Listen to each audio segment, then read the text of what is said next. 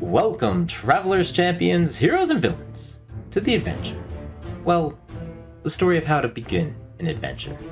Today is going to be more of a discussion about Dungeons & Dragons, a hobby I've gotten into over the past few years. It's where I got my name from.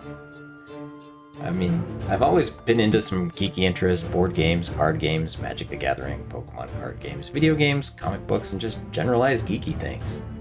But when I was younger, playing Magic in the library or during my lunch breaks at school, I took solace in the fact that I wasn't one of those tabletop game kids. I was a fool. A foolish fool. Or just a teenager. Probably both.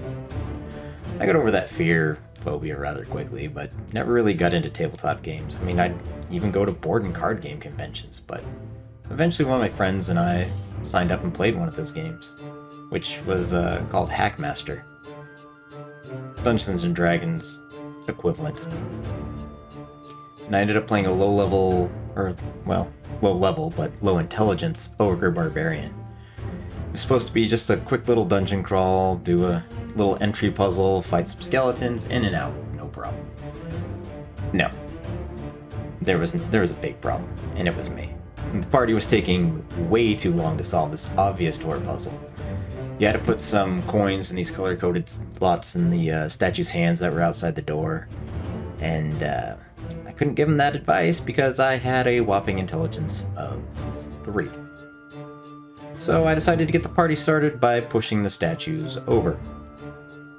And this pissed off the statues. They decided to come to life, create this huge brawl. They ended up breaking the weapons of about half the party. They shaved our life points down to fumes.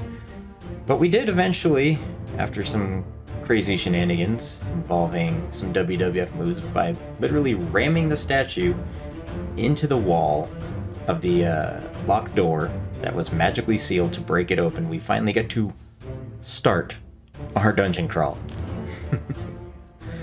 We made it probably 3 or 4 more rooms before our lacking hit points, no weapons, and terrible rolls ended up killing off the entirety of the party. And I can't speak for that party, but I had a great time with that game. The DM had a talk with us afterwards about what we did right and wrong. I clearly was in the wrong, right? But no, he didn't berate me for any of my choices. He actually said it was in character for what my dumb ogre would have done to push statues over after everybody was taking too long, and that things like that happen. You roll with it, and that's the whole point of the game, even though we were the only group that he's ever had, apparently, that had the statues wake up. That it's the nature of the game that it goes that way sometimes, but as long as we all have fun, it's a good session. I've tried to get into a few other tabletop games over the years. They never really took off for one reason or another, but I did think about Dungeons & Dragons in my brain a little bit here and there. It's supposed to be the grand gateway to hell, right? According to some individuals out there. But what happened was, as it does with most people, is I ended up bored one night and ended up in a big, deep, long YouTube hole and saw people making videos about their own stories and adventures from Dungeons & Dragons over the years, and it honestly sounded like a blast. I watched more and more different topics and some actual online gameplay sessions. People playing and just wanted to see how it really was, and it made me want to try it even more. And eventually I had to bite the bullet and go to the store and pick up the core books for 5th edition. Traded in a few of my old Magic cards for some books, because I figured at least that way if I hate it or it turns out awful or any of the things go wrong, then I didn't really lose out any money on it, right? That ended up just being the beginning of the dark path to hell for me.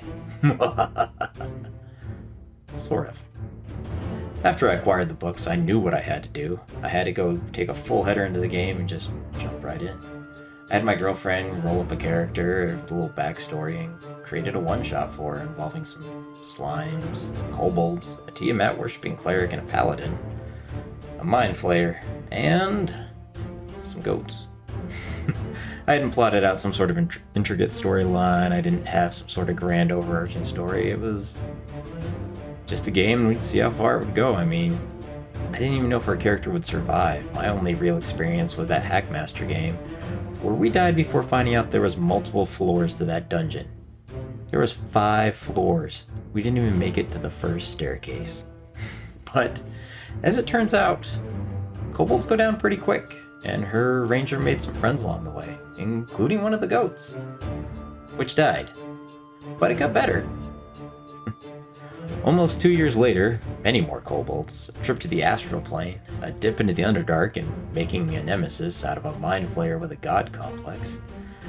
I think it's safe to say I'm hooked. Now, I tell you that story not to say Dungeons & Dragons or tabletop games in general are for everyone. I mean, nothing's for everyone.